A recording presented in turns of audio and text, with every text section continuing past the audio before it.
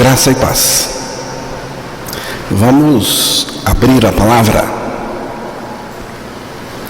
na segunda carta de Pedro, capítulo 2, versos 18 ao 22. Vamos ouvir a palavra de Deus.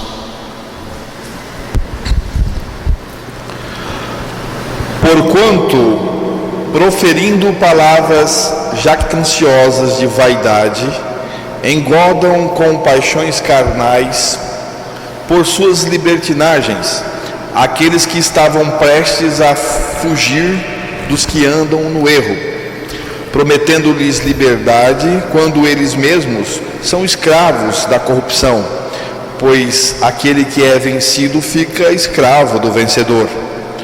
Portanto, se depois de terem escapado das contaminações do mundo, mediante o conhecimento do Senhor e Salvador Jesus Cristo, se deixam enredar de novo e são vencidos, tornou-se o seu último estado pior que o primeiro, pois melhor lhes fora nunca tivessem conhecido o caminho da justiça, do que, após conhecê-lo, volverem para trás, apartando-se do santo mandamento que lhes fora dado.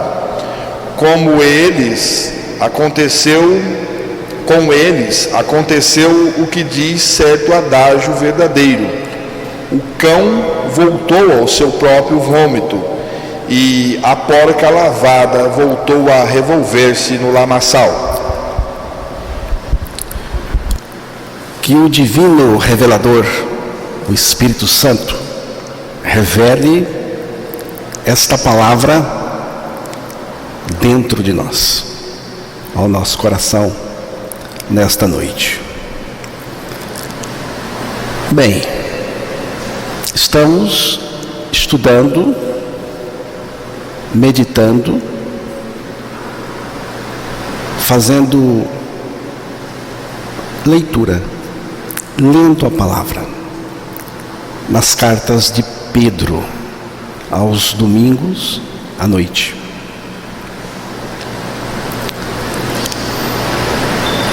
O propósito é ler a palavra e deixar que a palavra fale com você, que o Espírito fale. Não estamos entrando naquelas interpretações profundas, estamos fazendo uma coisa mais singela, porque o propósito é ler a palavra e ter prazer nela. Já estudamos a primeira carta, estamos agora terminando hoje o segundo capítulo da segunda carta de Pedro. Falamos neste capítulo sobre os falsos mestres, falamos sobre os seguidores dos falsos mestres, porque é disso que trata este capítulo.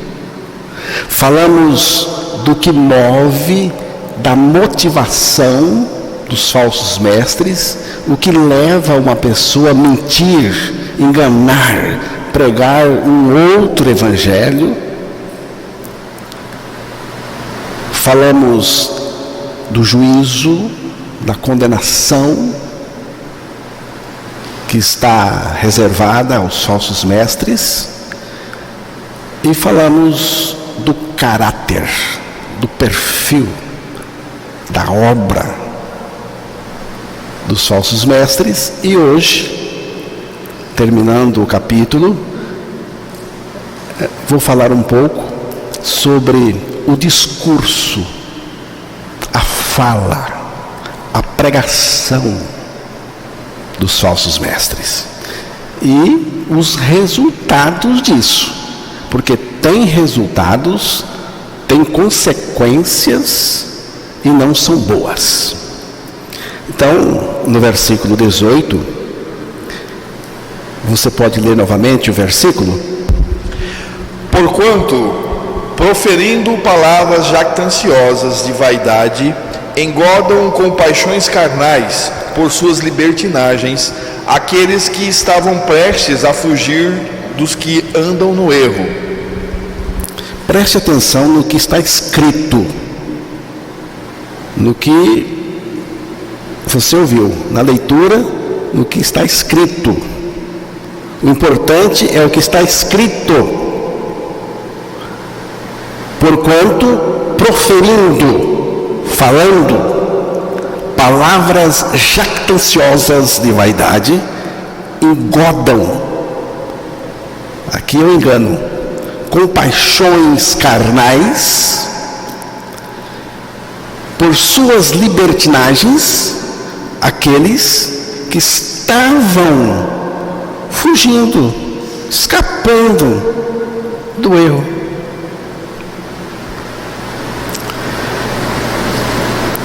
Proferem palavras jactanciosas de vaidade. São palavras que têm jactância, que têm vaidade, presunção, arrogância, soberba.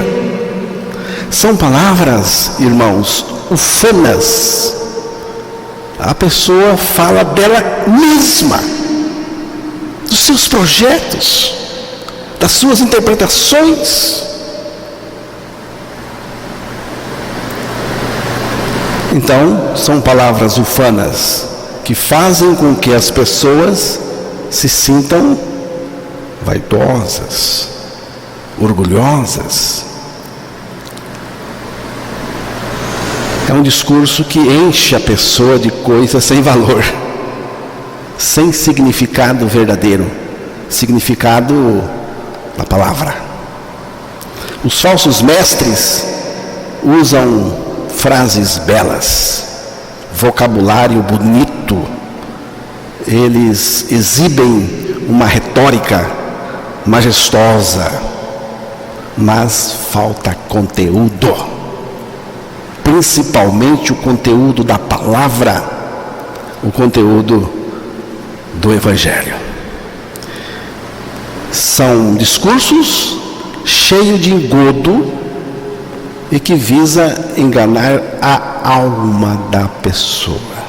Aqui está o pior dos enganos, que é aquele engano que visa enganar a alma da pessoa. É coisa do diabo mesmo. Aí mesmo, na segunda carta de Pedro 2, versículo 14.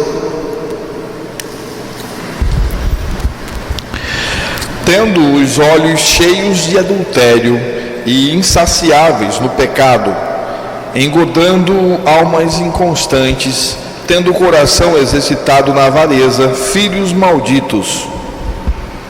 Só para destacar a frase, engodando almas. Almas. Aqui está um trabalho do inferno. Terrível. Os falsos mestres se apresentam como importantes, oradores importantes, mas são gabolas, contador de vantagem, loroteiro, mentiroso. É fanfarrão. Mas tem gente que gosta de fanfarrão. Então fique com o fanfarrão. Proferindo palavras jactanciosas de vaidade, engodam com paixões carnais, preste bem atenção, por suas libertinagens, aqueles que estavam escapando do erro, escapando de viver no erro. Não escapou, porque se tivesse escapado verdadeiramente, então a pessoa estava liberta, então não voltava mais. Mas estava escapando. antes de chegar à experiência verdadeira de novo nascimento, de conversão verdadeira, ela é trazida de volta pelos falsos mestres ao pecado. Incrível, irmãos.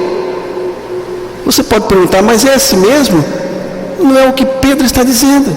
Você não está ouvindo, você não está lendo aí. O que quer dizer isso? O que quer dizer engodam com paixões carnais? Engodam com paixões carnais. Enganam com paixões carnais. O que quer dizer isso?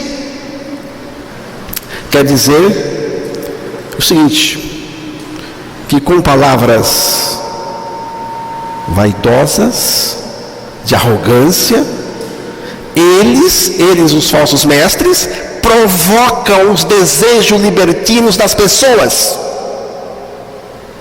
os desejos carnais das pessoas, para enganá-las através desses desejos. Os falsos mestres utilizam desses desejos como isca para atrair de volta ao pecado aquele que estava tentando escapar dele. Você pode me perguntar, isso está acontecendo no cristianismo? Nos movimentos? Está sim, senhores. Enganam as pessoas pelas suas próprias paixões. O falso mestre pega a pessoa pela paixão dela, pelo desejo dela.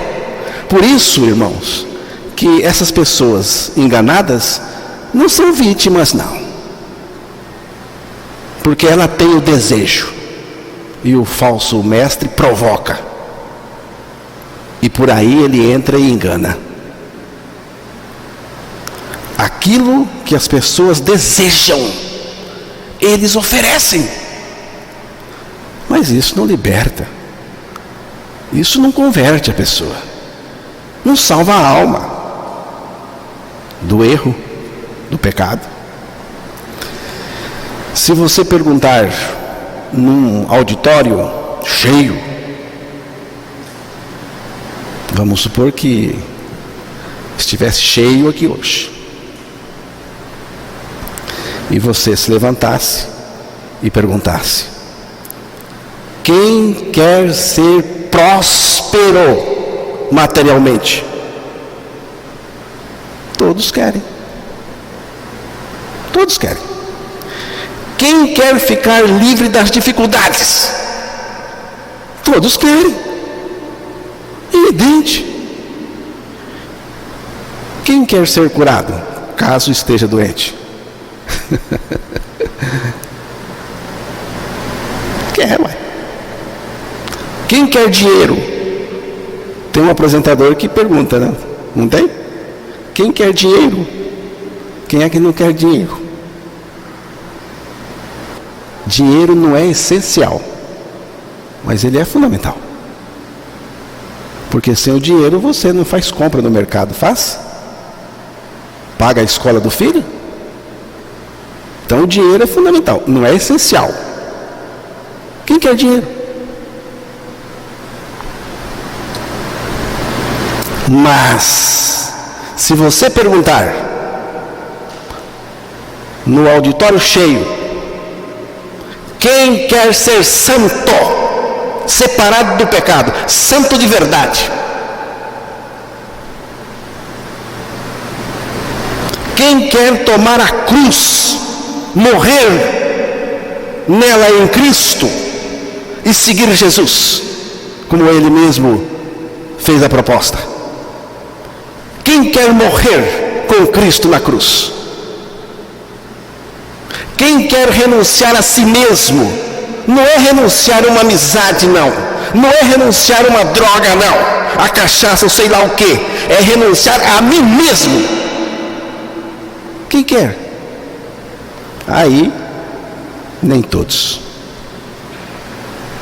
A minoria? Ou quem sabe ninguém. Depende do auditório, né? Então, irmãos, os falsos mestres oferecem o que as pessoas querem e não o que elas precisam. Entendeu?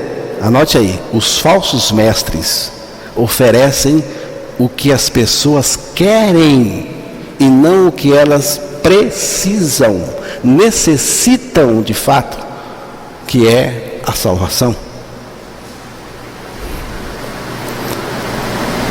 2 Pedro 2,19. Dá uma lida aí.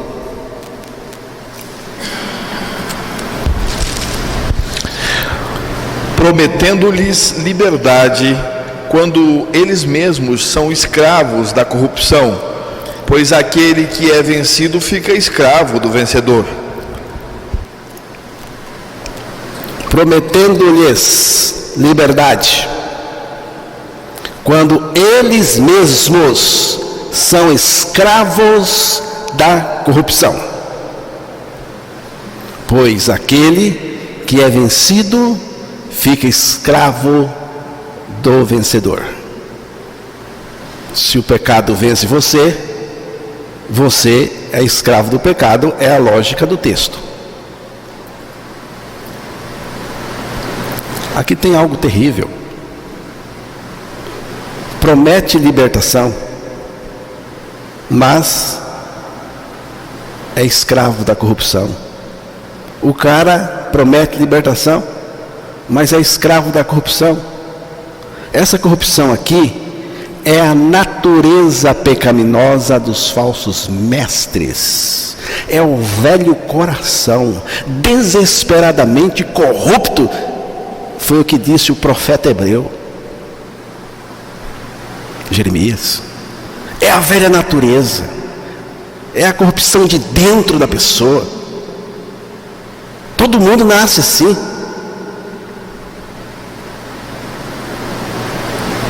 E diz aqui que eles anunciam uma libertação, mas não é a libertação do Filho de Deus que eles anunciam, porque a libertação do Filho de Deus, o próprio Filho de Deus anunciou.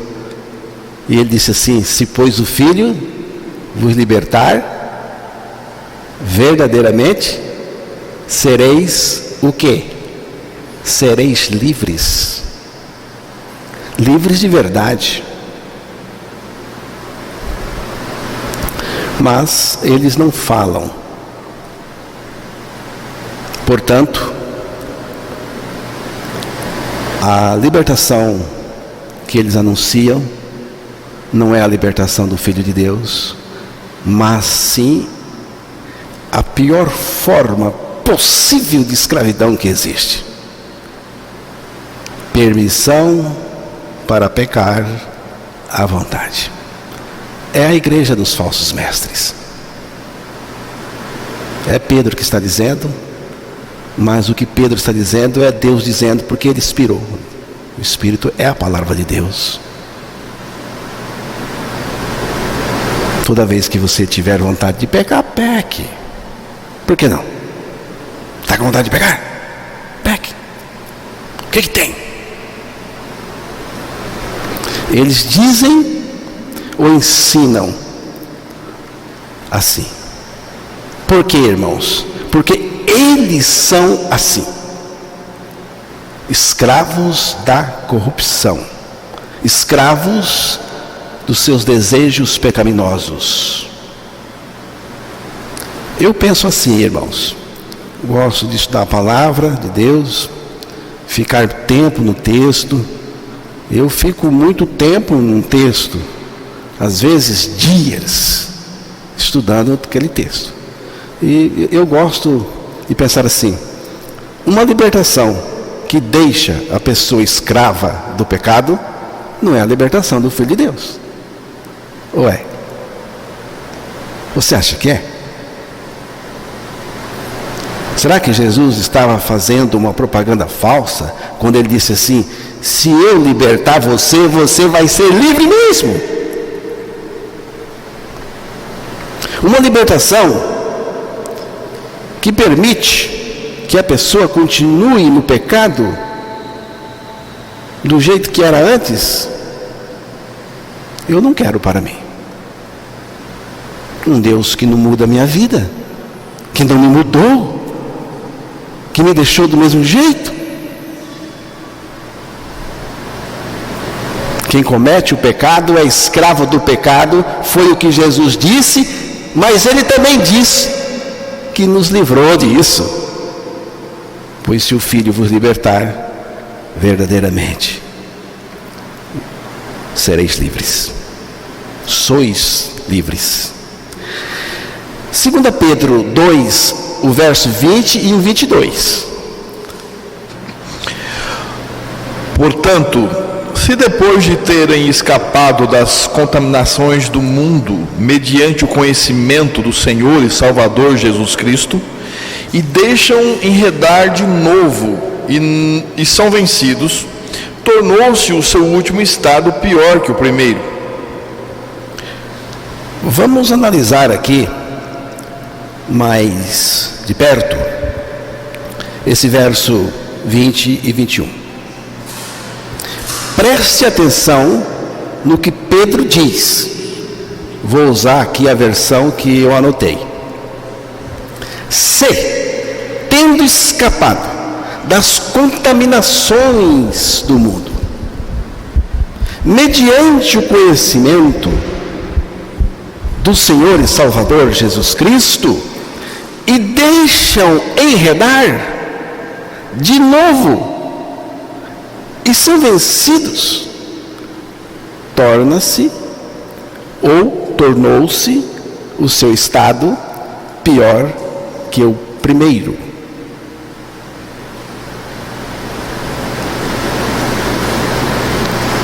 Pelo conhecimento do Senhor, você está ouvindo, a pessoa está ouvindo,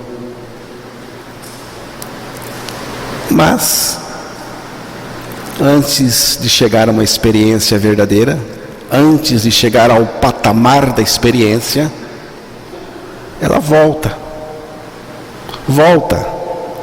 aos erros que a pessoa tinha deixado. Volta ao erro. Então Pedro continuou dizendo, nesse caso, veja como é sério, irmãos, veja como é sério. Nesse caso, seria melhor que nunca tivesse conhecido o caminho da justiça de Deus, do que após conhecê-lo, voltar ao pecado. Não é brincadeira. Vou ler de novo. Nesse caso, seria melhor que nunca tivesse conhecido o caminho da justiça de Deus, do que após conhecê-lo, voltar ao pecado. Irmãos, vale muito mais um pecador por inteiro do que um crente pela metade. Os estragos de um igrejeiro são muito mais danosos do que os efeitos de um pecador original, aquele que está lascadão lá fora.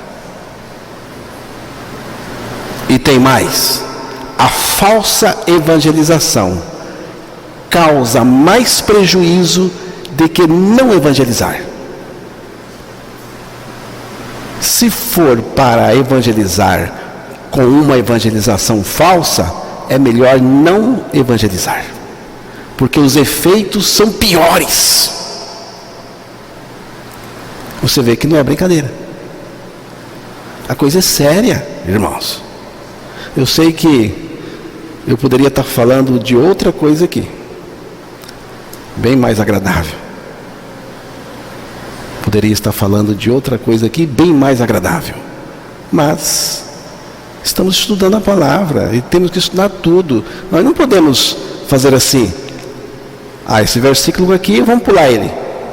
Vamos estudar outro versículo. Opa, esse aqui pegou pesado. Vamos para outro versículo. Não. Temos que estudar tudo. A falsa evangelização causa mais prejuízo do que não evangelizar. Qual é o resultado da falsa evangelização? Versículo 22, aí está o resultado de uma conversão falsa, de uma evangelização falsa. Com eles aconteceu o que diz certo adágio verdadeiro: o cão voltou ao seu próprio vômito, e a porca lavada voltou-se a revolver-se no lamaçal. Com eles aconteceu. Com eles quem? Quem são eles? São os falsos mestres e os seus seguidores, que são muitos, muitos, muitos. Aconteceu o quê? O que aconteceu com essa gente? Pedro diz assim: com eles aconteceu o que diz um certo adágio verdadeiro. Irmãos, quem está dizendo isto aqui é Pedro. Vamos deixar aqui bem certo. Não é o irmão Carlos que está falando. Eu estou lendo, porque o que ele vai falar aqui é pesado. É duro de se ouvir. Com eles aconteceu o que diz certo adágio verdadeiro: o cão voltou ao seu próprio vômito, e a porca lavada voltou a revolver-se na lama.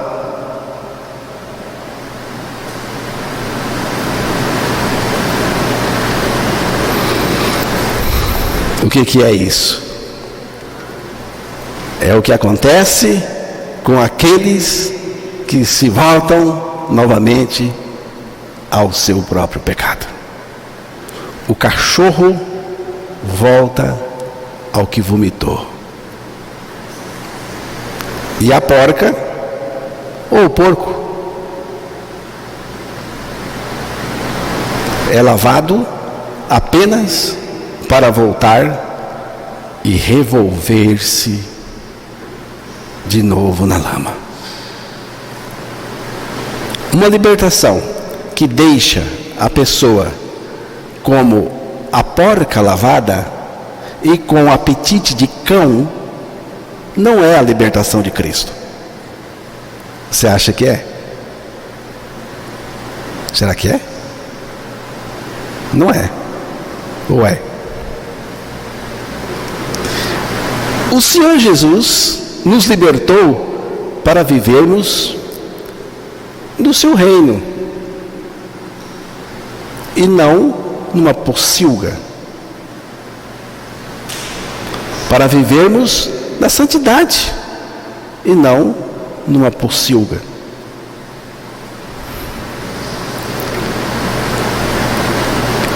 Quem diz ser liberto do pecado, mas volta à prática do pecado, é como o cão, diz Pedro, que voltou ao seu próprio vômito, e como a porca lavada, que voltou a deitar e rolar, esparramar na lama. Uma tarde como a de hoje, quente. Já pensou que uma porca não faria na lama? Vamos comparar, para entendermos melhor. Alguém tem um porco de estimação, e resolve mudar os hábitos desse porco. O que ele faz? Ele deu um banho caprichado com sabão no porco. Depois passou o melhor perfume, embelezou o porco com adornos, melhorou muito a sua aparência. O porcão ficou ajeitado. e o tornou digno da sua sala, do seu tapete. Pelo menos foi o que pensou o lavador de porco, porque tem lavador de porco. Agora posso soltar o meu porco, porque agora ele vai ser diferente. Vai ser diferente. Não vai ser igual aos demais porcos. Então, irmãos, vamos pensar o seguinte. Aqui do lado direito tem uma piscina, água fresquinha, purificada.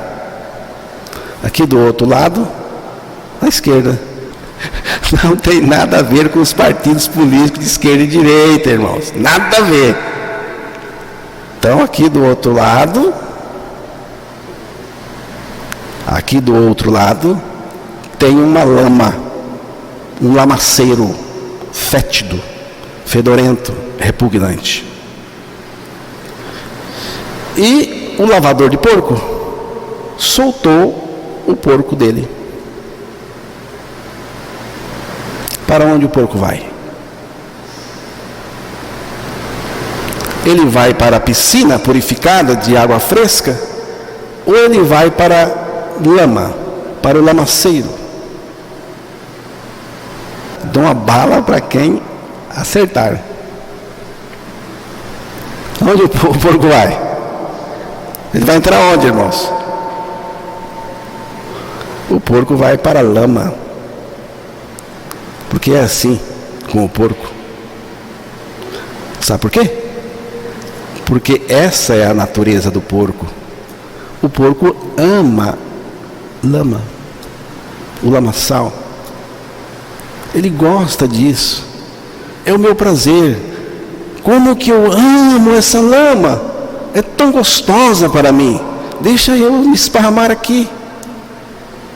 Ele gosta. Seus desejos são desejos de porco. Sua natureza é de porco. Sua natureza veio à tona e ele só pode seguir a sua natureza. Mas o que você quer dizer com isso? Eu apenas descrevi para os irmãos a conversão dos falsos mestres e dos seus seguidores. É assim. E o texto sagrado ainda citou os cães. Os cães comiam imundícia, carniça, e passavam mal. Lógico. Eles vomitavam. Depois, é nojento, eles voltavam ao próprio vômito para comer, porque está falando aqui dos cães bandoleiros, aqueles que vivem no mundo. Não é o doméstico de casa, é tudo cachorro, mas o de casa é bem tratado. O apóstolo Pedro diz que é assim que acontece com a falsa conversão. As pessoas deixam determinados pecados, vomitam alguma sujeira moral, mas depois retornam às práticas das mesmas. Por quê? Por quê? Porque é assim. O porco porque é porco, essa é a sua natureza. O cão porque é cão, essa é a sua natureza. O pecador porque é pecador, essa é a sua natureza, ele nasceu assim. E quando não há mudança, é o que acontece. É o que acontece. Ou mais cedo ou mais tarde. Irmãos, tem que nascer de novo. Tem que nascer de novo. O que é o novo nascimento? Porque Jesus disse: aquele que não nascer de novo não pode ver o reino de Deus, não pode entrar no reino de Deus. Tem que nascer. O novo nascimento é uma mudança profunda.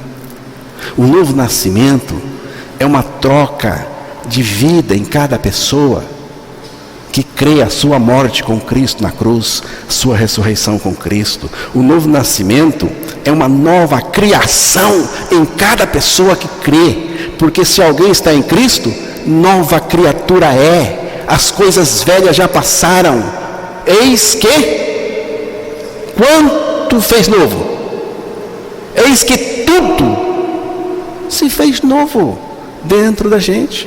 O corpo vai ser depois, na ressurreição do corpo.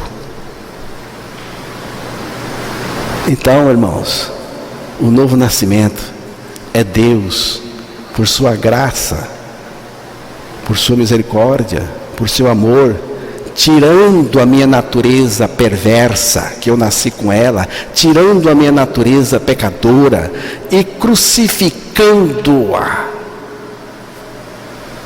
em seu corpo na cruz, para que eu ficasse livre desse poder que operava em mim. Depois disso, Deus me ressuscitou com Cristo. A palavra diz, e Deus nos ressuscitou juntamente com Cristo, em Efésios 2:6, e tem outros textos falando da nossa ressurreição com Cristo. Ganhei a vida de Cristo, no lugar da vida que perdi na cruz, em Cristo. Ganhei a vida de Cristo, ganhei a natureza de Cristo. E Cristo agora vive em mim. A vida dele, que é a vida justa, vida santa.